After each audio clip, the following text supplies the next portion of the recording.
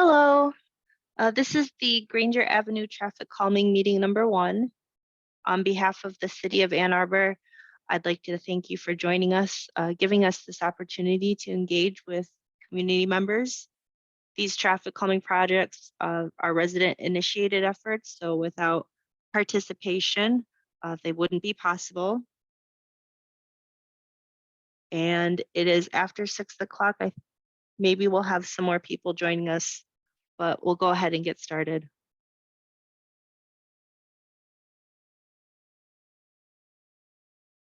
Before we get into the presentation, we'll do some quick introductions. My name is Christy Thullen. I am a licensed engineer in training at Wade Trim Associates, which is an engineering firm based here in Southeast Michigan. And my role with this project is to work on behalf of the City of Ann Arbor to help coordinate their traffic calming program projects. I'm also joined by Lori Pollock and Chris Wall. Lori works in the traffic group at Wade Trim. She's a professional engineer and has been overseeing the engineering and design for this project. And Chris works with the municipal services group at Wade Trim. He's a professional engineer and has been serving as our client manager throughout the effort. Because we are working on behalf of the City of Ann Arbor, we've been working closely with the city's engineering staff. Andrea Wright is an engineering analyst for the city and is the traffic calming program facilitator. She's provided Wade Trim with all the tools to make this partnership as seamless as possible. Cyrus Nahidi is a professional engineer and has provided a lot of the technical background information on the project area. And Raymond Hess is the city's transportation manager and oversees the traffic calming program. Raymond's joining us tonight to help answer any questions that might be outside the Granger Avenue project, but are still specific to Ann Arbor.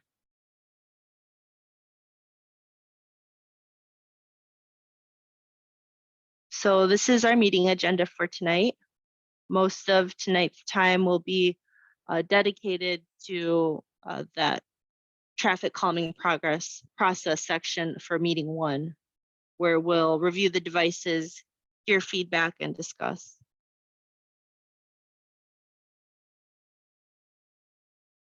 As a refresher, the next few slides are a technology overview. If you're joining from a computer or using the Zoom app on your phone, there are 2 ways of asking questions or providing feedback. You can press the raise hand button at the bottom of your screen. This will notify the host. You can also lower your hand with the same button. When recognized to speak, I'll unmute you. If you'd rather type a question or comment out, you can press the Q&A button, which is right next to the raise hand. A chat box will appear and you can type in the text box and hit send. Just make sure if you want to send feedback anonymously to check that box there. I don't see anyone here who has, but if you call into a meeting by phone, you can request to speak by dialing *9. You'll be recognized to speak by the last 3 digits of your phone number. I'll unmute you, and then you'd be able to speak. The only thing is you won't be able to use the Q&A function without access to a chat box or to a smart device.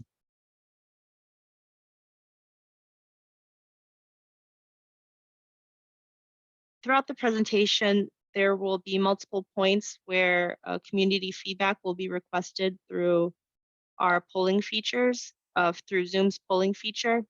If you're on a computer or using the app, when a poll is lodged, it'll automatically pop up. After you answer the polling question, just press submit. When the poll closes, the results will automatically pop up. And to stop viewing those, just press close at the bottom. Again, anyone who's calling in, when the polling launches, I'll read the question out loud and any available responses there are to the polling. To participate in the poll, you'll have to raise your hand by pressing *9. You'll be recognized to speak by the last 3 digits of your phone number. You'll be unmuted, and then you'll have a chance to answer the poll. then be placed on mute afterwards. Please note though that on computer or an app, polling is anonymous. Your name won't be viewable, but with phone polling, it's not entirely anonymous. You will be identified by the last 3 digits of your phone number, and other attendees will be able to hear your response. So as a test, we'll launch our first poll. Oops, wrong poll. This is the right poll. We'll launch our first poll. It reads, do you live in the designated project area, Granger Avenue from South Forest to Olivia?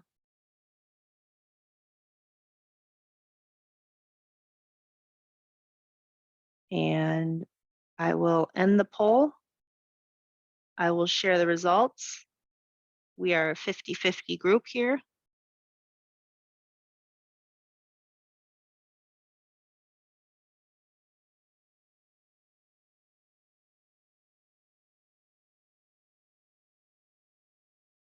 Great. So during the presentation, and especially during any feedback from other community members, please just keep these Zoom norms in mind. Start on time, end on time. Raise your hand to be recognized to talk. There will only be one speaker at a time. Move to a quiet area and silence any background noise when speaking. Please make sure to speak loud and clear so we all can hear. Everyone will be provided a chance to speak before anyone speaks, before we have a repeat speaker. Be respectful of others' ideas and perspectives. Please no finger pointing. Try to differentiate between I know and I think, or fact versus opinion. And then lastly, any inappropriate written and or verbal comment or language, including personal attacks and accusations, will result in that attendee being removed from the meeting.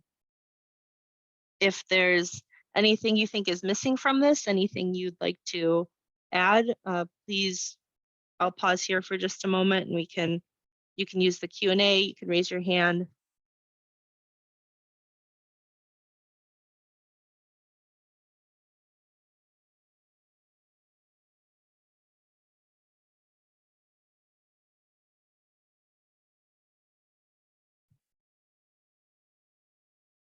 So I'm seeing nothing. Yeah, no questions in the Q&A, Christy. Okay, thanks, Lori. So we'll move on into the traffic calming process. So what is traffic calming? Here's a very generic definition, comes out of the ITE. The Institute of Transportation Engineers has defined traffic calming as a combination of mainly physical measures that reduce negative effects of motor vehicle use, alter driver behavior, and improve conditions for non-motorized street users.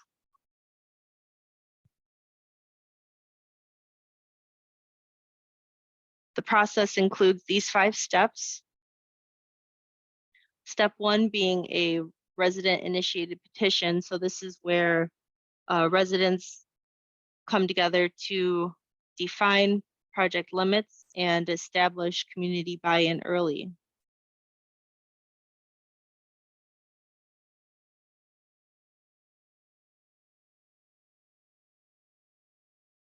So it started with the resident-initiated petition. This is where your petitioner has gathered signatures from the neighborhood between Forest and Olivia and submitted that to the city. The requirement is that at least 50% of addresses within the represented project area need to have signed the petition.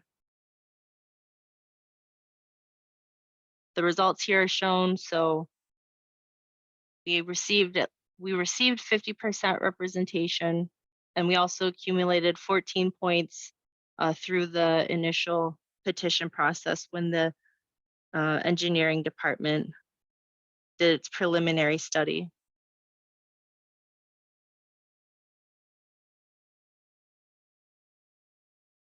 Step 2 is the initial questionnaire. That's the mailing that you received, probably the first mailing that you received from Wade Trim with Wade Trim's name on it. That's where we stepped in and gathered just some preliminary feedback from residents on what the biggest concerns are in the area and what level of experience that residents may have with traffic calming or the city's traffic calming program specifically.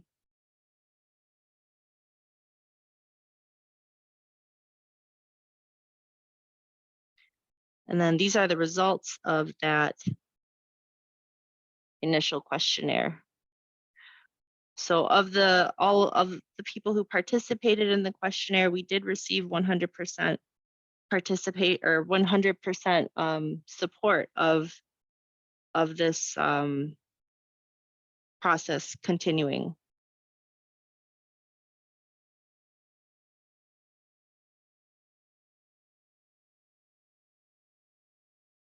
And again, this image just shows, based on the questionnaire feedback, the entire stretch of Granger Avenue within the project area, what the concerns are mostly. So those two intersections at Forest and Olivia are important crossings.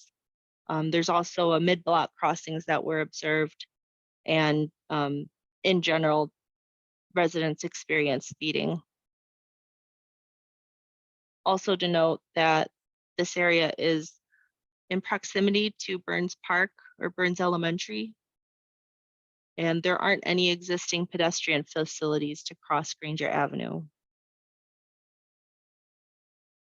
The questionnaire response summary is available on the project website. If you have any additional concerns or want to clarify anything about the project area, you can raise your hand or use the Q&A feature, and we'll pause here for a moment.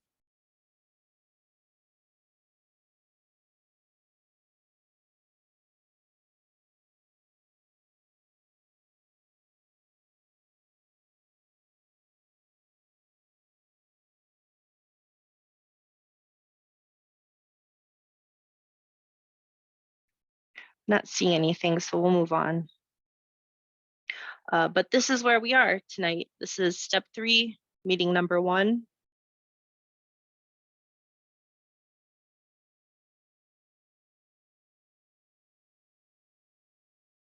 And before we get into some of the devices, we will launch a poll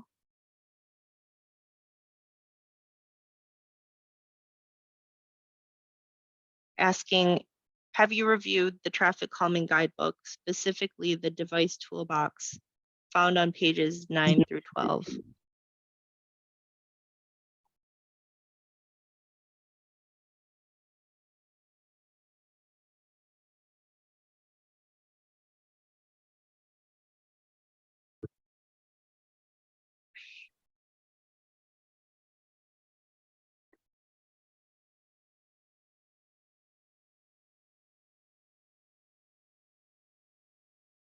All right, and the poll, and I'll share results.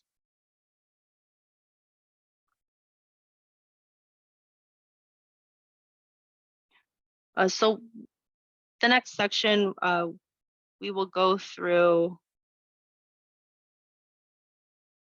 the device toolbox in a moment, but I just want to mention that online there is a full PDF of the traffic calming guidebook that the city has written. So if you ever need to go back and look at anything, it is there for you to go back to. For the sake of time and just to make sure we give all the information that we have for this area, we'll go through the device toolbox that's in the guidebook, but we will be giving a generous overview of everything. So because of the structure of this program and city council approval procedure, designs that we can use for this project are limited to the device toolbox. This means that if it's not in the guidebook, it's unfortunately not an option for this project. Some commonly suggested solutions that we see that are not included in this program are stop signs, cul-de-sacs or street closures, police enforcement, new sidewalk installation, removal of existing devices. And again, if you want any additional information on these things, there are resources in the guidebook, but you can also find information on the general A2Gov website. So next we will start going over the device toolbox again, and I'm going to actually hand it off to Lori to discuss those for you. Thank you, Christy. On page 9 through 12 of the traffic calming guidebook, devices are grouped into things you drive over and things you drive around. A disclaimer about this portion of the presentation: some of the devices that are in the guidebook will not be covered tonight. This is because they're not feasible for this specific project, either from an engineering perspective or the Ann Arbor Fire Department has requested we not use them. So the things you drive over are devices that slow traffic by creating discomfort if traveled over at a speed exceeding 25 miles an hour. The device toolbox presents 4 devices that fall under this category, including speed humps, speed tables, raised crosswalks, and raised intersections. And the next few slides will describe each of these devices, except for a raised crosswalk, because there aren't any existing crosswalks on Granger. A typical speed hump diagram is shown on the left. An example from Wells Street is shown on the right. Speed humps are typically 12 feet wide, 3 inches high, have a parabolic shape, and extend the full width of the street except for the gutter. And studies have found benefits of speed hump treatments may include speed reductions, traffic volume reductions, and also crash reductions. Some other notes regarding speed humps include: the height is designed for the ease of bike usage and bike safety. If permitted, vehicles can park on speed humps, and trash cans can be placed on speed humps if necessary. And this is a speed table in the next slide we're going to show here. There we go. You can see a fully constructed example on Glenwood Road near Washtenaw Avenue. Speed tables are raised devices that extend the full width of the street except for the gutter. They're typically 22 feet long with tapered edges, a flat 10-foot center platform, and are 3 inches high. Studies have found benefits of speed hump treatments may include traffic volume reduction as well as crash reduction. And some other notes regarding speed tables include: speed reduction is less than speed hump. The height is designed for the ease of bike usage and bike safety. If previously permitted, vehicles can park on speed humps, and trash cans can be placed on speed humps if necessary as well. And the platform can be customized.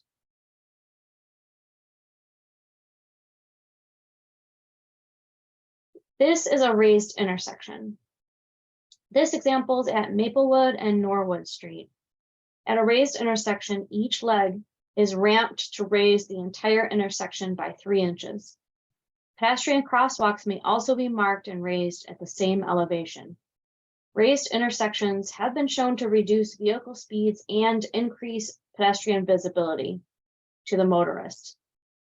These raised intersections must be compliant with ADA or Accessible Disabilities Act requirements, and they're designed for bike safety and to have minimal impact to emergency vehicle response times. If there's any questions about the devices you drive over, please raise your hand or use the Q&A function.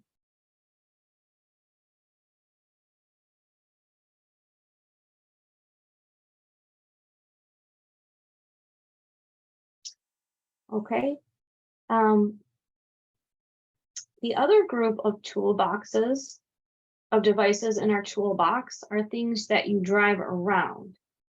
This type of device slows traffic by creating the perception of less room for error and that the road is visually or physically narrower.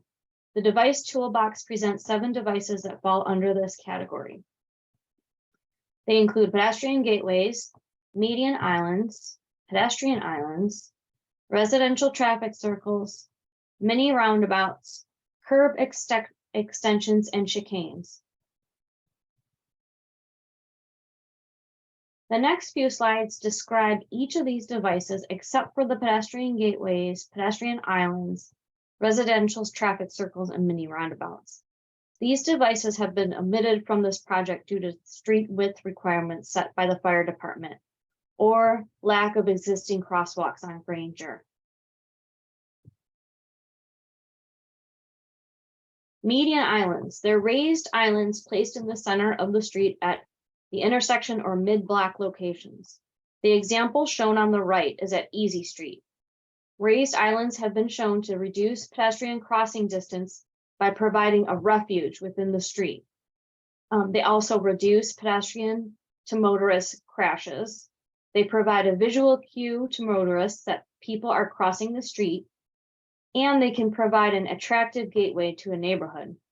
Some other notes regarding median islands include they might require additional right-of-way, and they may interrupt driveway access and result in U-turns at the end of medians.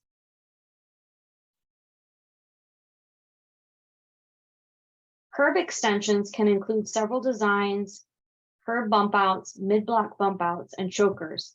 Shown on the right is a bump out at Granger and White Street. These devices act as an extension of the curb line to physically and visually tighten the corridor by narrowing the street width. 2 parallel curb bump outs can be used to create a single lane width passageway or choke point. Alternating curb bump outs can be used to create a chicane effect. Curb extensions may reduce drainage considerations. They may require loss of on-street parking. They may cause debris to collect around the device, and they must maintain 20 feet for emergency response vehicles. For 2-lane chokers, these reduce traffic speeds and have been shown to provide a minor reduction in traffic volume. The 1-lane chokers also have been shown to reduce traffic speeds, reduce traffic volumes, and rely on regulatory signs and driver courtesy. The devices at intersection and mid-block locations shorten pedestrian crossing distance, improve pedestrian visibility, and eliminate illegal parking. This slide shows an example of alternating curb bump outs that can create a chicane effect. Like other curb extensions, chicanes require drainage considerations, may require loss of on-street parking, may cause debris to collect around the device, and must maintain 20 feet for emergency response vehicles. Other devices include neighborhood gateway treatments. These are a physical landmark that indicates a change from a higher speed arterial road to a lower speed residential or commercial district. They increase awareness for residential speeds. They may require additional right-of-way, and neighborhood or adjacent property owners would bear landscaping installation and maintenance costs. If there are any questions about the devices you drive around, please raise your hand or use the Q&A function.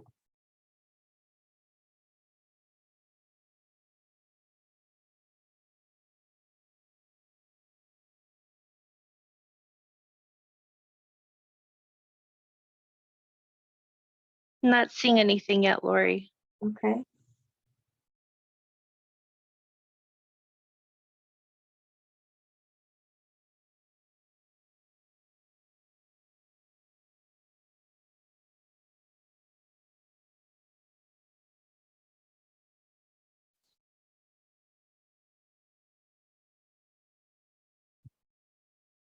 All right, I don't think there's any questions at this point. Still nothing in the Q&A. Okay. So I guess we'll move forward. Okay. Thank you. Thank you. The so if you'd like to see additional examples of how these devices were used, just in the area, just within the Ann Arbor, there is an interactive map on the traffic calming website that shows all of the past and current projects, as well as any projects that might have had an initial petition, but for whatever reason did not move forward. Next, we'll present the starter idea, which is a draft plan based on the data collection, including feedback from that initial questionnaire that was sent out to project area residents. We'll show each of the proposed devices and then take time to discuss or answer any questions there might be.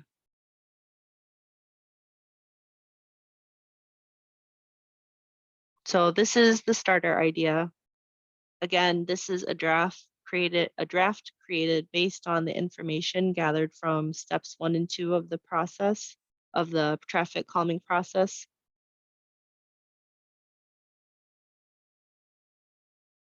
And we'll look at each device on its own.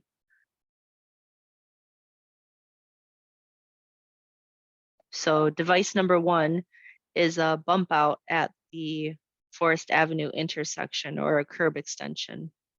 I want to note that feedback so far has stated concern over the lack of pedestrian facilities that cross Granger Avenue. I know there is an existing crosswalk crossing Forest, but not crossing Granger Avenue.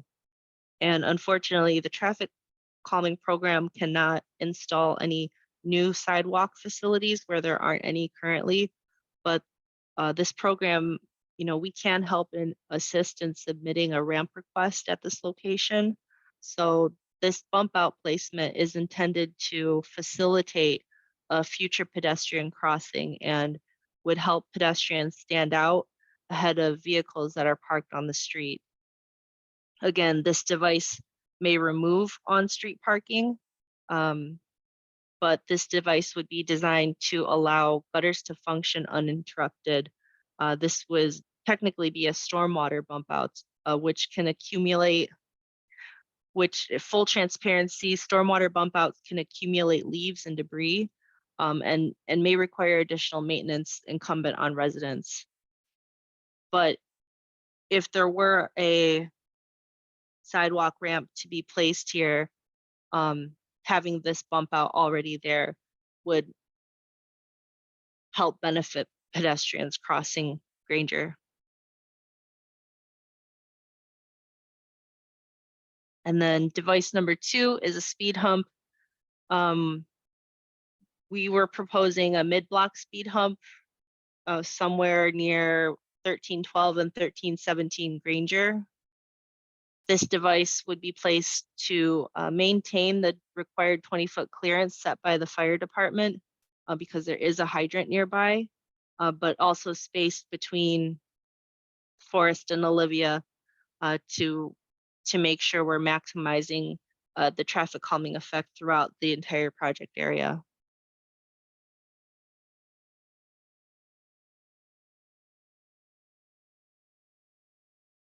And then device number 3 is another curb extension or bump out at the Olivia Avenue intersection. Again, because there aren't any existing crosswalks crossing Granger over here, this program can't install or propose any new crosswalks where there aren't any currently, but we can help assist submitting a ramp request at this location. So the bump out placement is intended to facilitate a future pedestrian crossing. And like the other one in device number 1, it would help pedestrians stand out ahead of vehicles parked on the street. It may remove on-street parking, and it would be designed to allow gutters to function uninterrupted, but stormwater bump outs can accumulate leaves and debris and may require additional maintenance.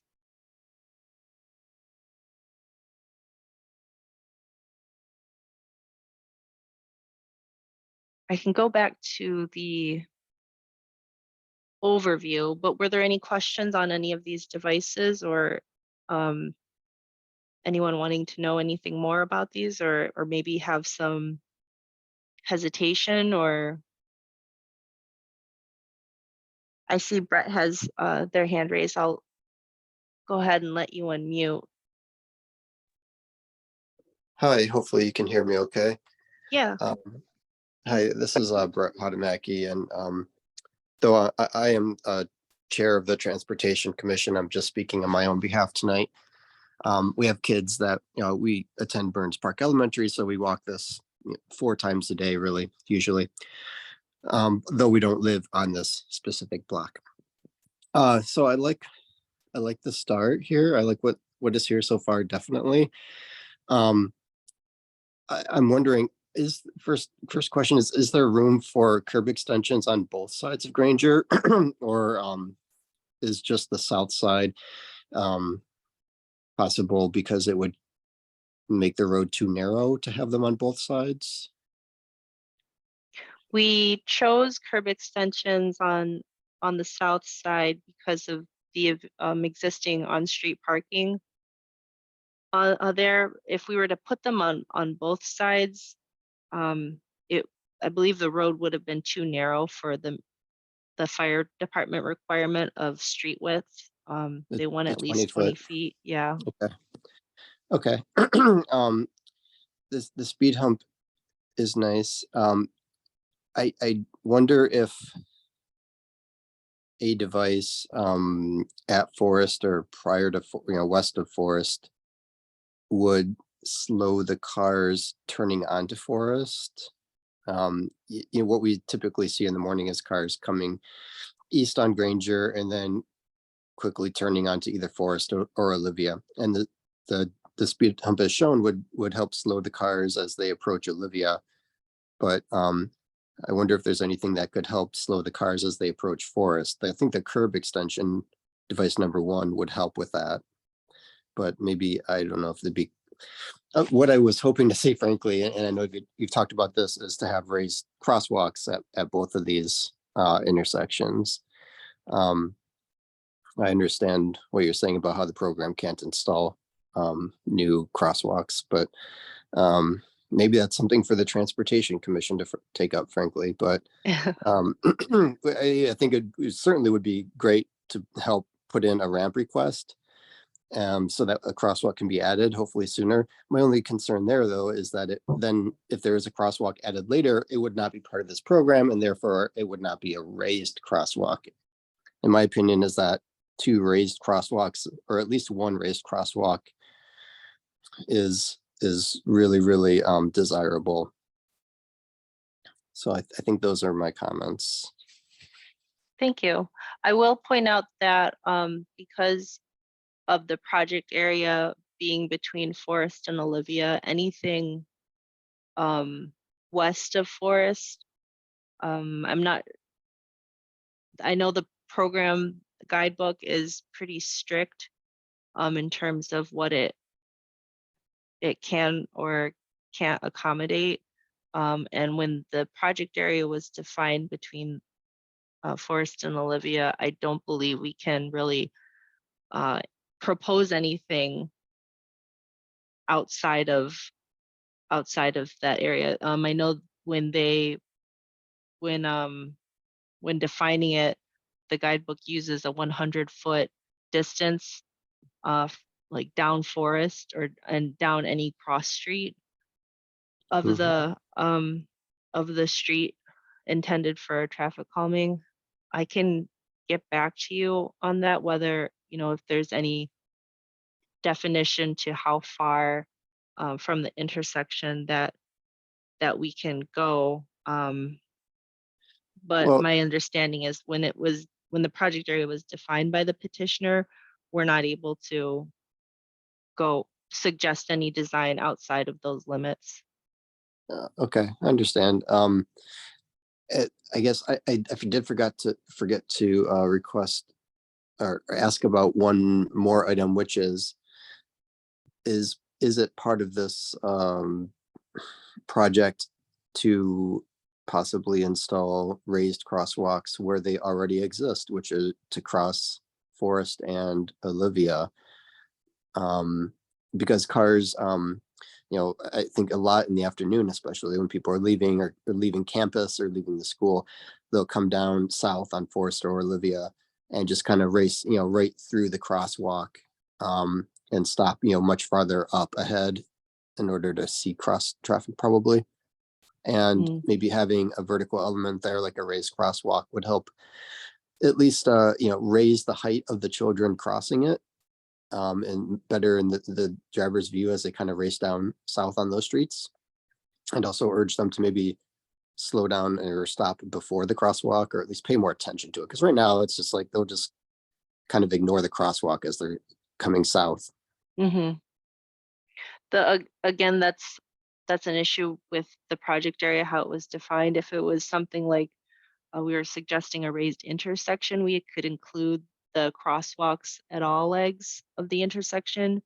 But this program, based on the project area definition, we wouldn't be able to suggest any raised crosswalks or any other raised devices down on any of those cross streets. So like an island or a median.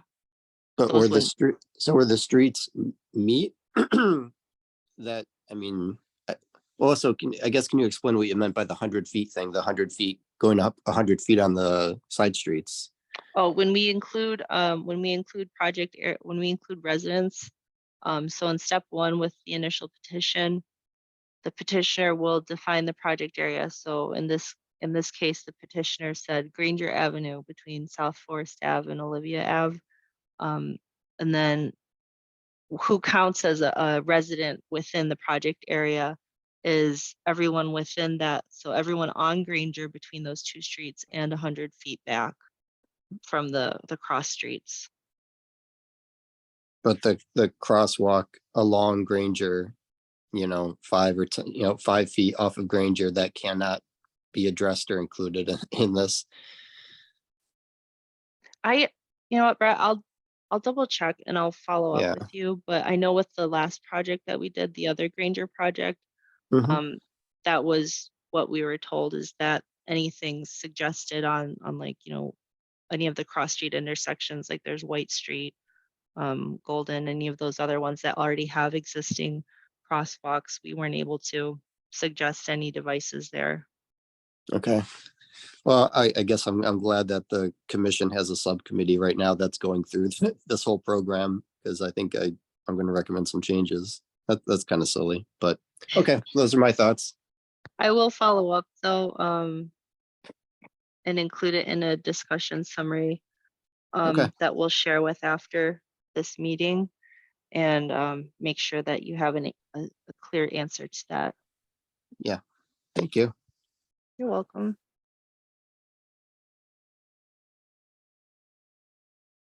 Were there any other questions or comments on the starter idea?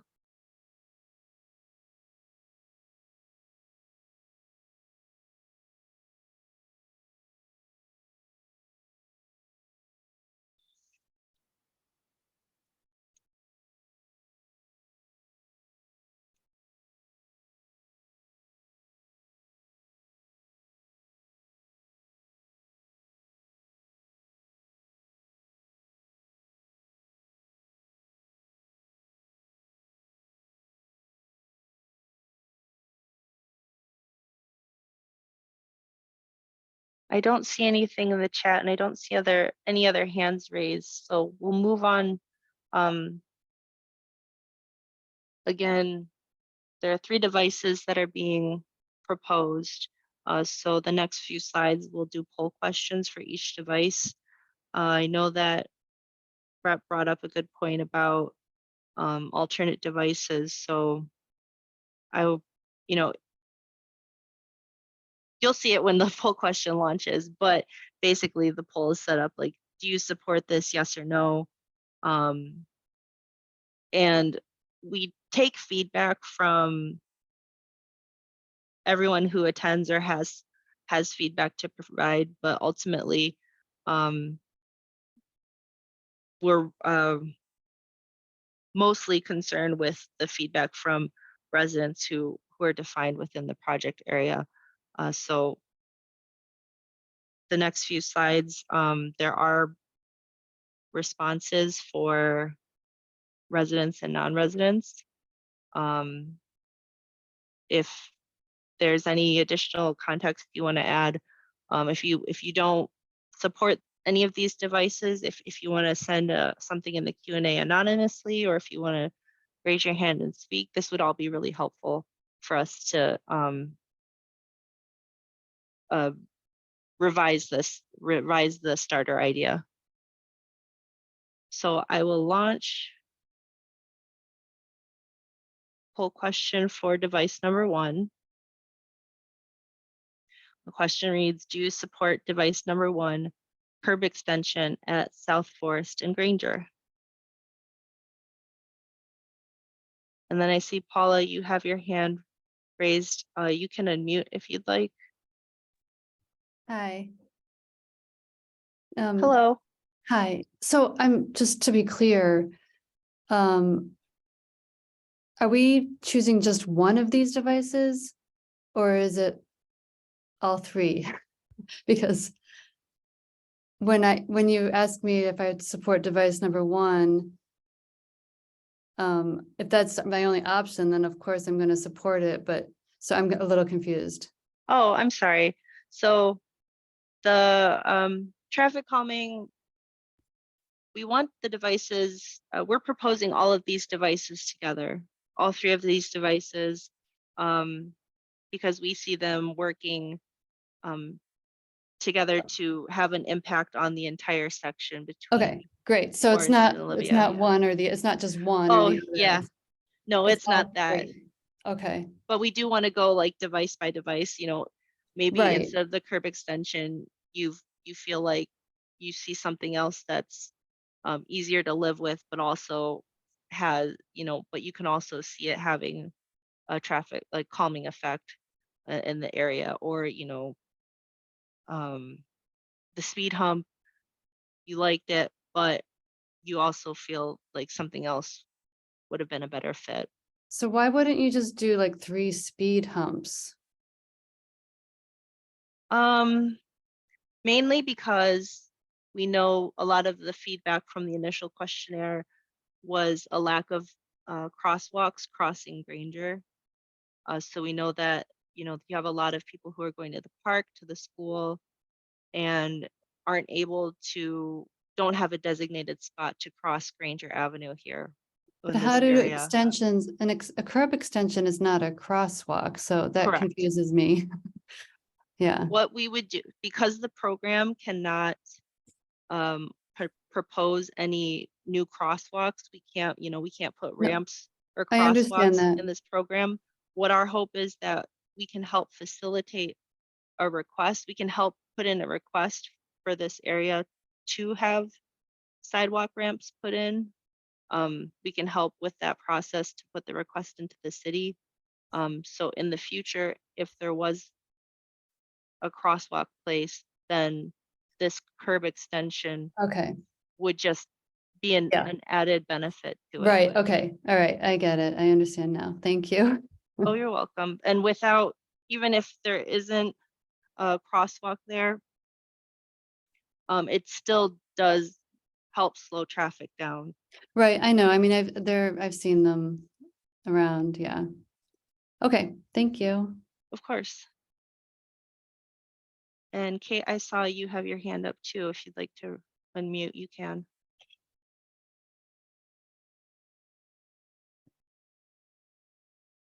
Sorry, I'm in my car. So my name's Kate Flewelling. Along with Brett, I'm on the Safe Roads to School Committee for Burns Park. I don't live on Granger, but walk there and bike there frequently.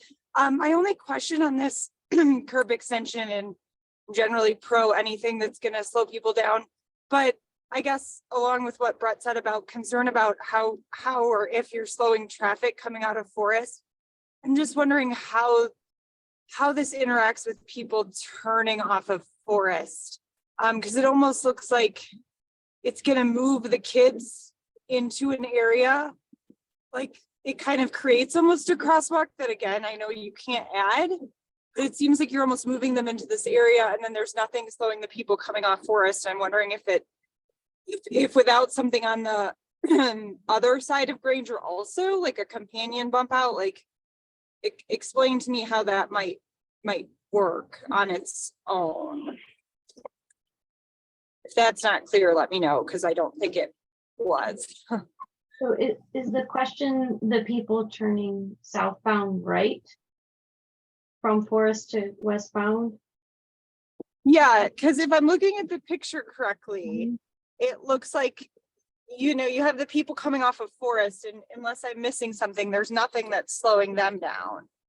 So then they're turning, coming right onto Granger, and you have this bump out, but I'm just not understanding what that's accomplishing other than creating an issue for people that are walking onto that bump out, trying to cross, and there's nothing slowing those people coming off of Forest.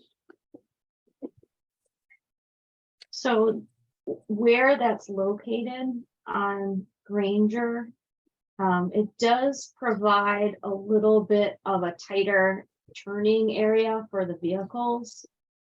It wasn't intended purposely to slow down the turning vehicles, but I do think it will actually have an effect. The smaller space they have to turn, the more careful and, you know, the visual cue that it's providing I think it will slow the right turners down.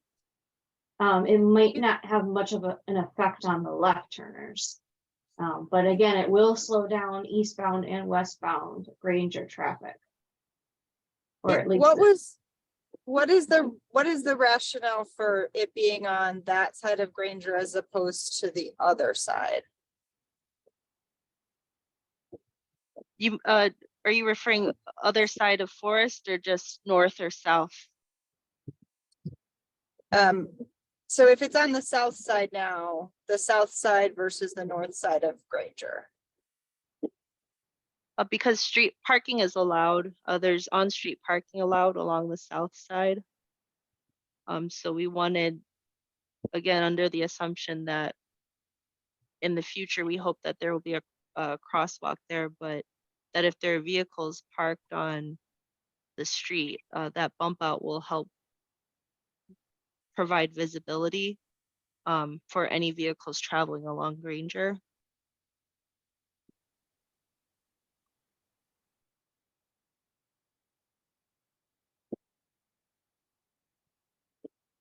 Okay, thank you.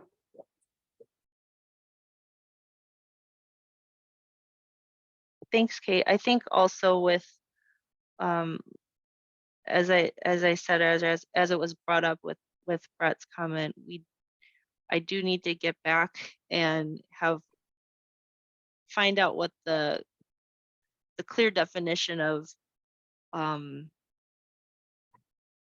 what the limits are in terms of project area and what we can propose.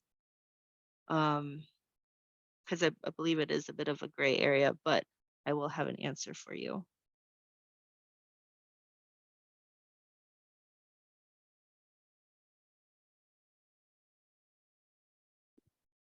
So I have the results from the device 1 polling up there. So we'll launch polling for the next device, the speed hump.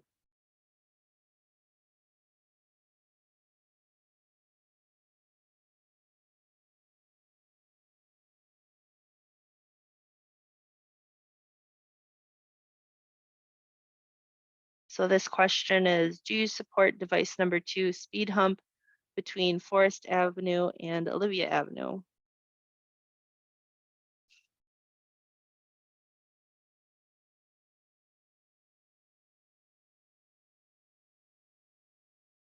And we'll share results.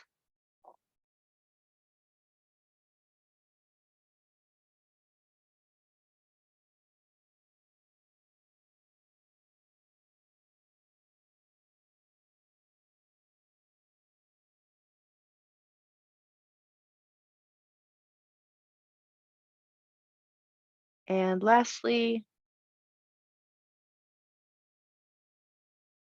third poll question, do you support device number 3, curb extension at Olivia?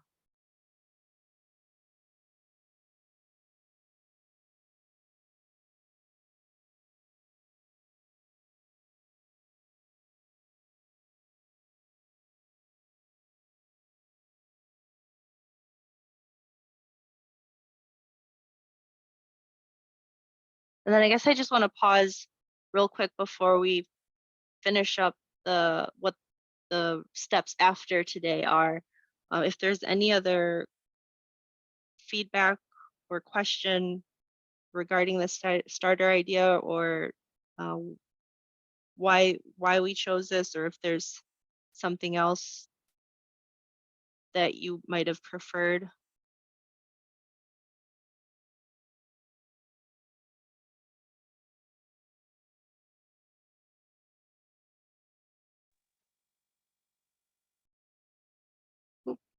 Sorry, Brett, go ahead.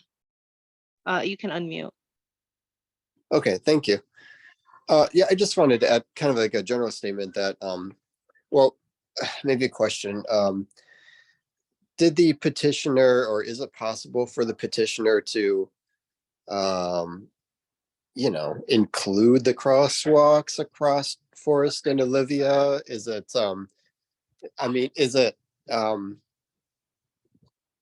is it possible to add that to the request? I feel like there's like real like legalistic, like gotcha. I mean, this is a self-determined program. We're not bound by like federal law or anything on what we include or don't include. So yeah, I'm just wondering, is it, to just be like, oh, our hands are tied. They're tied by the city. It's a city program. So, is it possible to, add or, try to include those crosswalks or, I don't know. Maybe that is not for you to answer, but it's just a thought I have. I don't just have a. Oh, sorry. Oh. No, nothing else. Sorry, go ahead. The only answer I can give you is, if that were to happen, it would basically restart the process. So the petitioner would have to resubmit something to the city to include additional residents within the project area. And then another, moving on from step 1, step 2, this is where we're at today is step 3. So it would just be more time. I can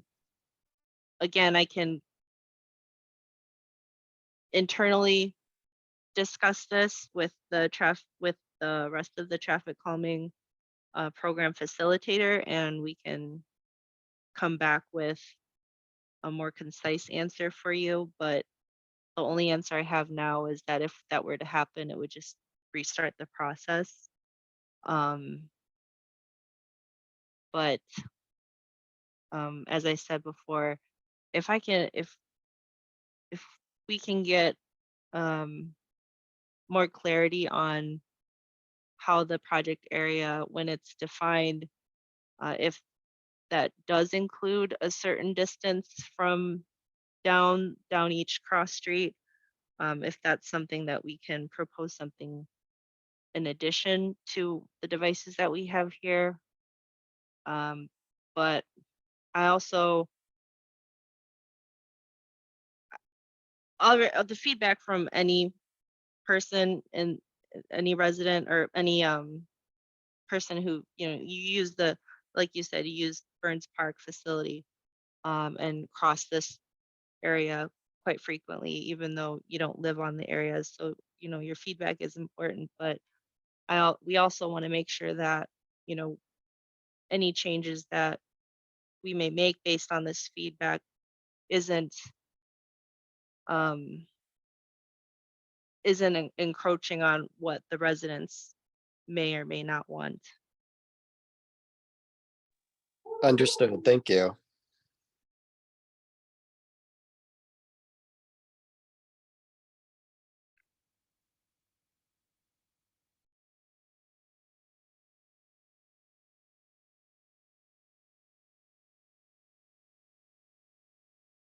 And then before we move on with the last steps of this process, there is a question.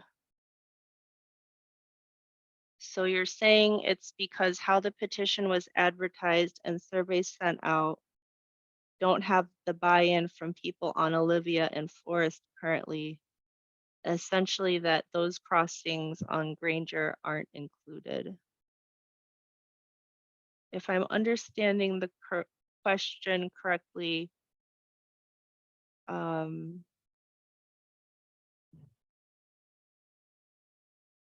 you're asking that. I think it's asking about the Olivia and Forest approaches at Granger, why they weren't included originally, because the petition was requested by people who live on specifically on Granger. Okay. I don't think it was because of how the petition was advertised. And I think maybe it was because of how the petition was instigated or initiated. It was by those driving and concerned with the traffic calming on specifically on Granger. And they didn't request the side streets to be included. Is that correct? Yes, so the petitioner defined the project area as Granger Avenue only. And the program requirement does have that residence 100 feet or addresses 100 feet from any cross street need to be included in that petition. So the requirement is 50% of all project area addresses. I don't know if that includes residents who live in those 100 feet were part of the signed petition. But it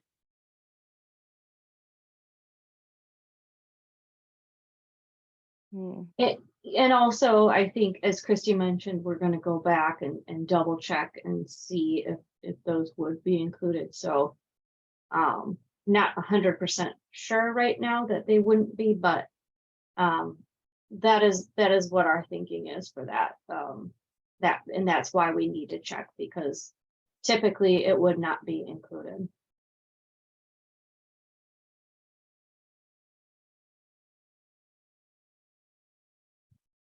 Yeah, it looks like Paula has a hand raised.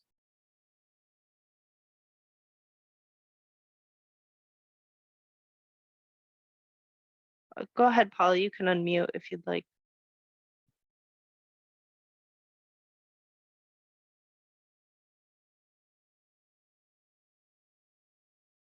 Hi, sorry.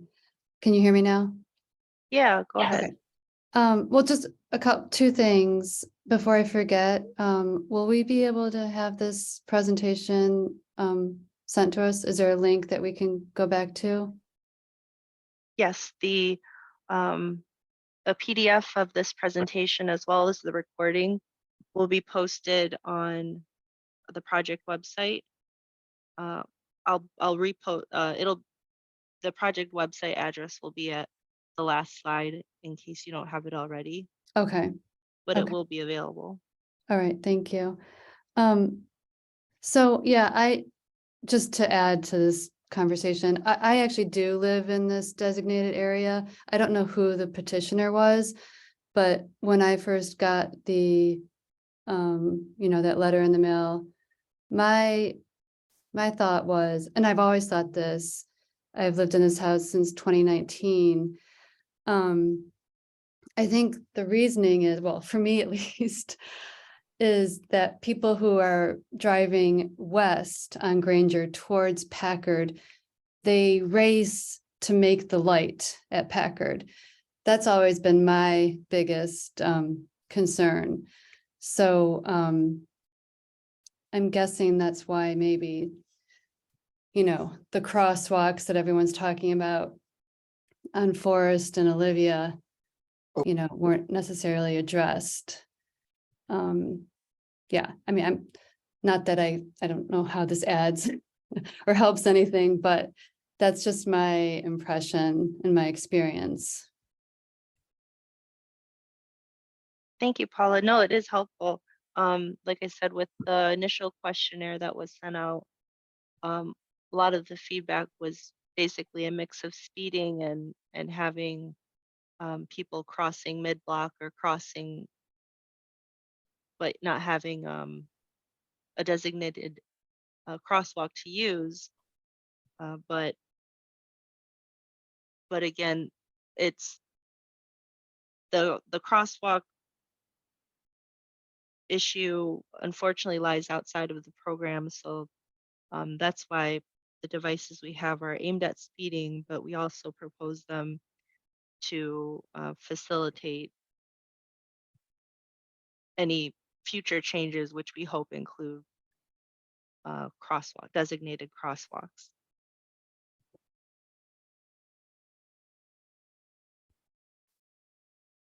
And then I see, Brett, you have your hand raised too. You can unmute if you'd like. Thanks. I have an idea that it may be a silly idea, but I think it would help address the speeding on Granger, which I like the comment that was just made that, yeah, people probably try to race for the green light. I kind of forgot about that. I think that's true. The idea is that, is it possible to install 2 speed humps where the proposed bump outs are, in the style of what could be in the future raised crosswalks? Is it possible to have, so then you have 2 speed humps and you kind of future proof so that if we can get crosswalks at one or both of those intersections, then it will be a raised crosswalk perhaps. Is that something that could be considered?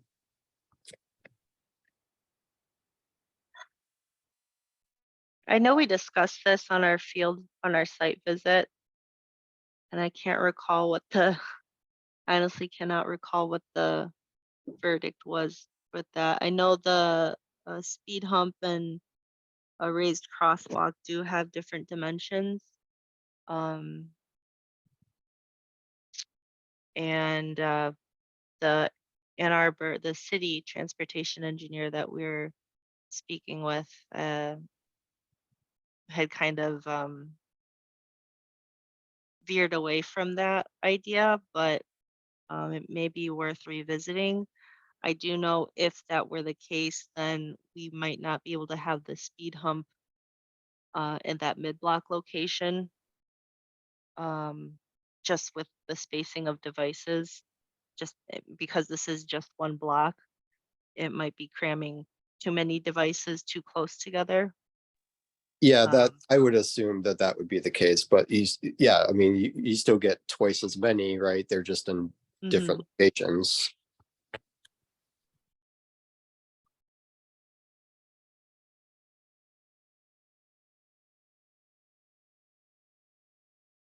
Kate, you have your hand raised if you'd like to unmute. Yeah, I was just, sorry, in the middle of soccer pickup. I just wanted to support Brett's wonderful suggestion. I think I also, because this is so close to an elementary school, the idea of at least sometime in the future being able to raise the level of our little ones, especially as cars become taller and larger. If we have any opportunity to do that while also addressing the speeding issues, I think it's just a like quadruple win. So I thought that was a great suggestion. Thank you.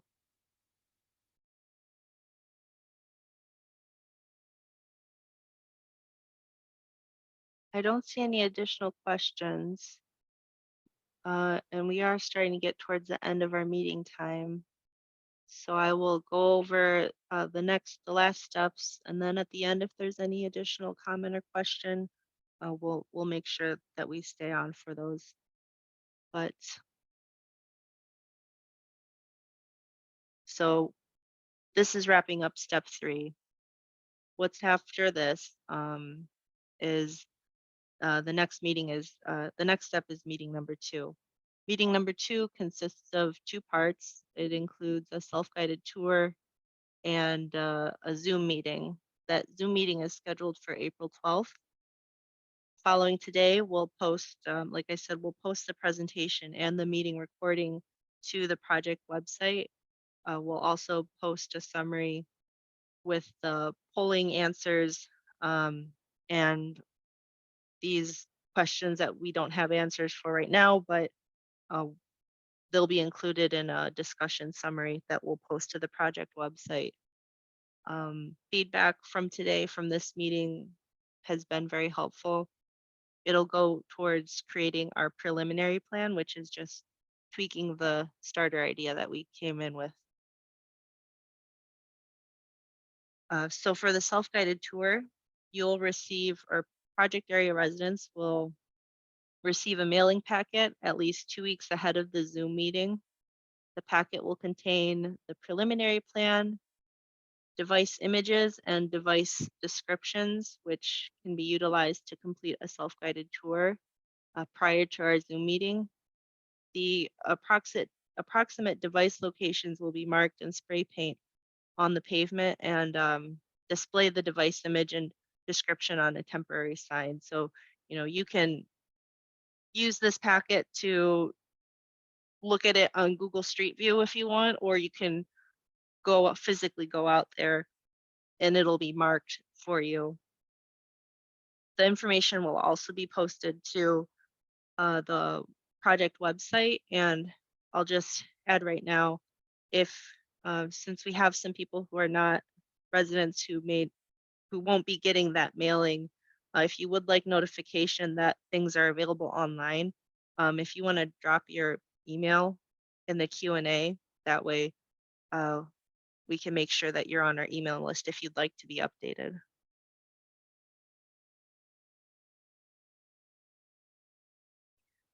And then meeting number 2, the Zoom portion is scheduled for Wednesday, April 12th at 6 p.m. During the meeting, it'll be much like today, where we present the preliminary plan, answer questions, do polling. It'll be shorter since we won't have to go through each step, but that part will be very similar.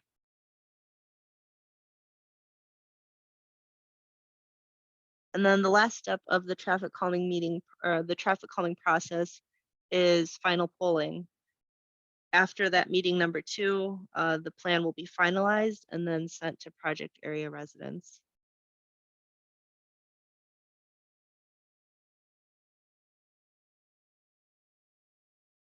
And with final polling, there are some requirements to move forward. Residents and property owners, they'll be mailed the final polling package, which will contain a description letter, the final plan, and then that final poll. And just like the initial questionnaire, you'll have the option of submitting your poll by mail or completing it online. And to continue moving forward in the traffic calming process, more than 50% response support is required. So that means if 10 people participate in that final poll, more than 50% of them have to support. So if it's a 5 say I support, 5 say I don't support, the plan won't move forward. It has to be more than 50%. So in that example, at least 6 people of the 10 who participate in the poll have to support the project moving forward. If the criterion is met, what our team will do is request support from the Transportation Commission, who I really appreciate you attending the meeting, and submit the plan for City Council's approval. If the project receives approval from City Council, a construction date will be determined.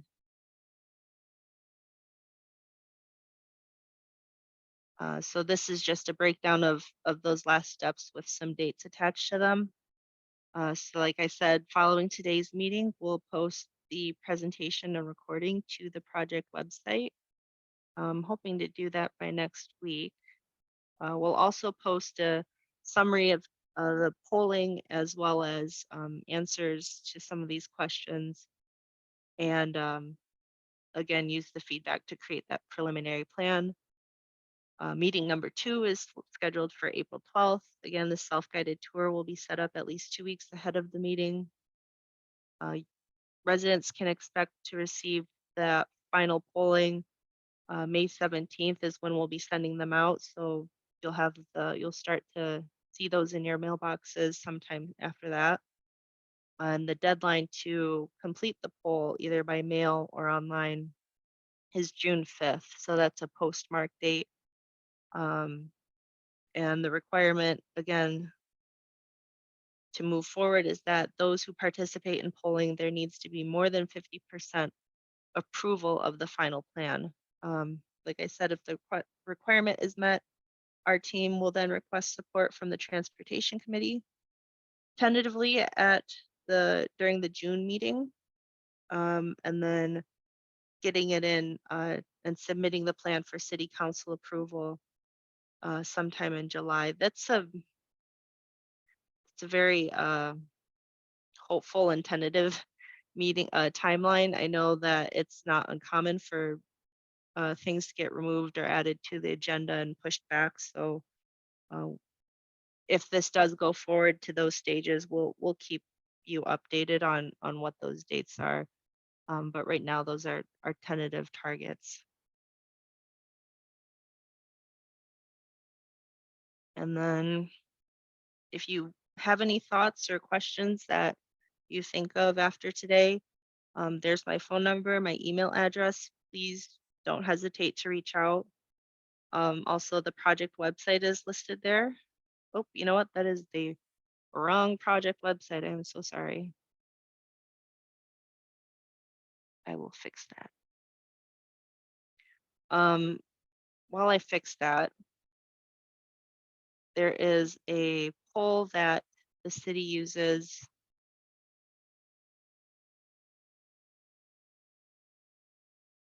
to collect demographic data. This is just to help improve any efforts on public outreach. If you have a moment to complete that while I fix this.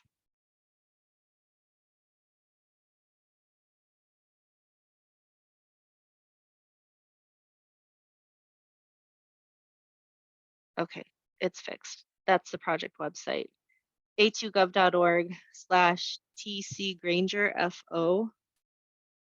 Again, if you have any additional questions or comments on the process, on the devices, we'll be here for another 10 minutes or so. Otherwise, thank you so much for taking time out of your evening, participating.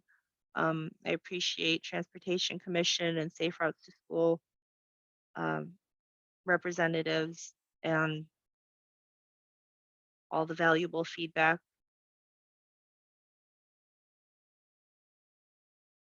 But if there's nothing else, like I said, we'll be here for another 10 minutes or so. I appreciate your care and interest in this project. I hope you have a great rest of your evening, and we'll see you at the